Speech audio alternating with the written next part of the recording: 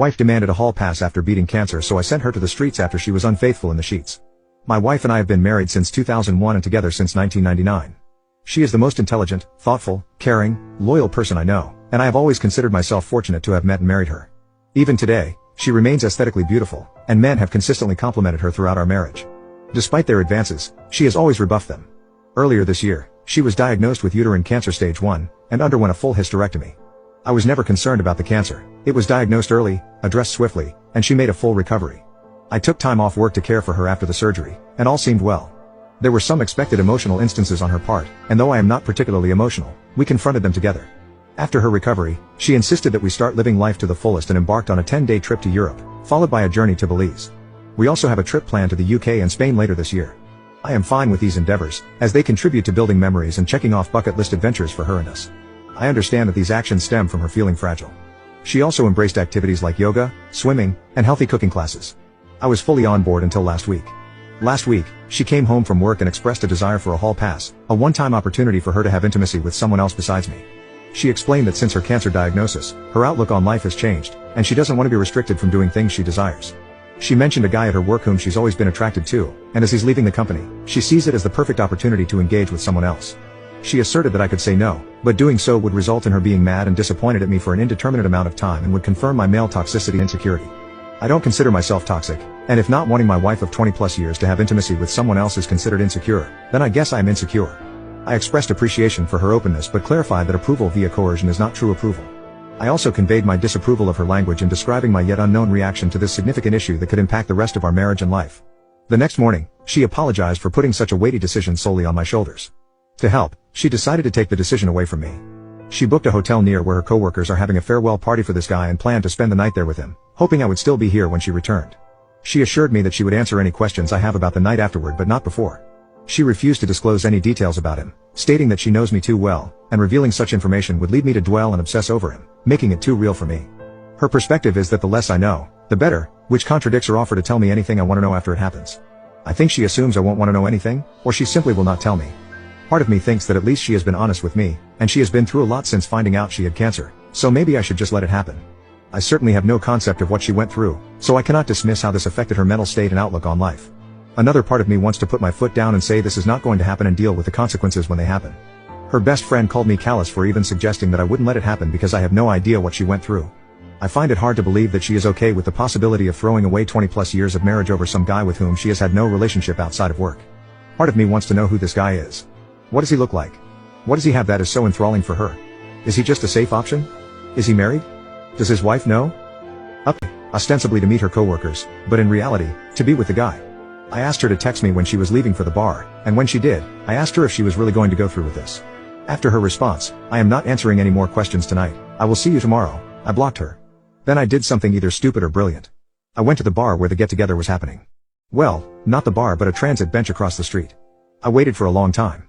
It was running through my mind leading up to this event that I needed to know who this guy was, maybe to compare myself against him, to see what he had that I didn't. It was driving me crazy not knowing who he was and what was so special about him that she would ruin a marriage for. After what seemed like an eternity, a woman that I recognized from my wife's office left the bar and got in a cab. Soon, other people started filing out, and the entire group came out. People were hugging a man and shaking his hand. I assumed that I had my guy. I didn't see my wife and had a brief thought that maybe she called it all off. I unblocked her, and there were no messages. Everyone said their goodbyes and left. The guy was just standing outside for a couple minutes, and then my wife came out. She looked around, took his hand, and started walking away together. Of all the emotions I went through, trepidation, sadness, anger, it was disgust that really encapsulated the event for me. This guy was short, fat, and bald, all the things I cannot compete with. Ultimately, I felt like a pervert for watching from a distance. I followed until they got to the hotel, and then turned around and went home. I woke up on Sunday morning and put a lock on the master bedroom door. I moved her things to the spare room and left a note asking her to find other accommodations as quickly as possible. I visited another friend who is a lawyer, and he gave me some great advice and a couple of recommendations for divorce attorneys. When I got home, and as per my friend's advice, I recorded the interaction. I was halfway up the stairs when she came up from the family room asking what was going on. Could we talk? I thought we talked about this? I just answered with, I am not interested in discussing this tonight, and went to bed. After not getting a response from me through the door, she left me alone. I feel kind of like a child for not talking with her and shutting the door on her, but I just couldn't look at her. On Monday, I got up and got ready for work. She was waiting for me and asked if we could discuss getting back to normal. I said, you have been doing all the talking for the both of us for the last week, why don't you continue? and left for work. Update 2. My lawyer wasn't available for a few days, so I was faced with the reality of having to live with my wife in the interim. I really didn't want to go home and have any discussion, let alone a discussion about our relationship. When I did get home, I was basically ambushed by her friends and my mother-in-law. Instead of taking the remorseful approach, they decided that a full court press was what the situation warranted, and I was basically berated by them. Her best friend was definitely the ringleader, but all of them decided to say such things as, "She's been through a lot, you don't know what she's been through, you have no idea what it is like to face something like this, this was a one-time thing, at least she told you she could have hidden it from you, she will never see the guy again, and my favorite, you are a monster for what you have been putting her through these last couple of days." I listened with a cold look on my face, and when there was a pause in their fury, I asked if they were all done now. Then I asked my wife if there was anyone in her circle of friends or anyone else that she forgot to tell about this. I quietly informed all of them that I was going to sit down with their husbands and tell them about how they were verbally abusing me, shaming me, and trying to coerce me into staying with a cheater. After I told them to leave, I said that I had no say in the entire event, and so they have no say in whether I stay or not. My soon-to-be ex-wife sort of apologized. She said that she regretted the entire thing. I said there is a difference between regret and remorse. You regret what happened because of the cause and effect.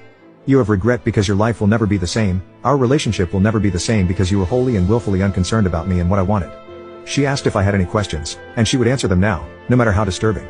I said that the one question I do have is, why? Not necessarily why this guy, why this low-end unattractive, unfit guy, but why someone else in the first place? She said that the cancer scared her to her core. She felt like she was rushing toward mortality and stepping out of that tunnel was appealing. She said that after all this time of being a wife and mother and worrying about family, this was something just for her. An escape. The guy was just someone who was interested in her for a long time, she knew he wouldn't say no, and he was the complete opposite of me. I said if I was going to risk my marriage, the woman would have to be a serious upgrade from you. I told her that I saw you and him coming out of the bar that night.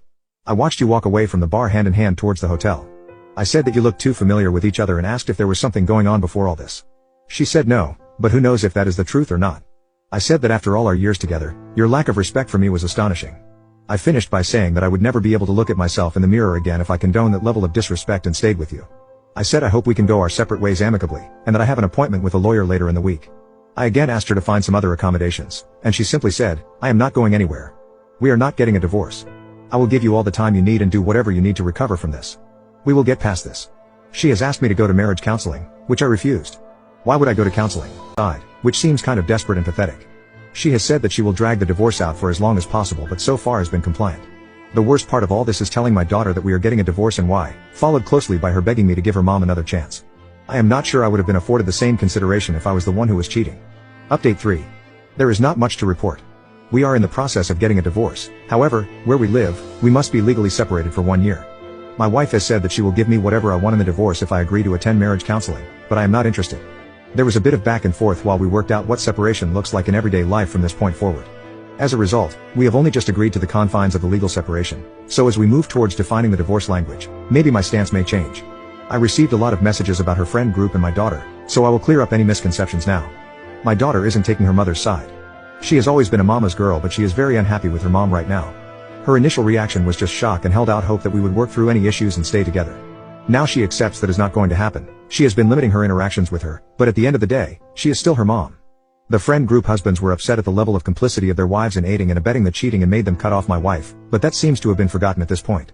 The best friend was the ringleader and seems to have taken perverse pleasure in actively creating scenarios where they would be in contact, at the very least encouraging to the point of causing her husband to question her motives.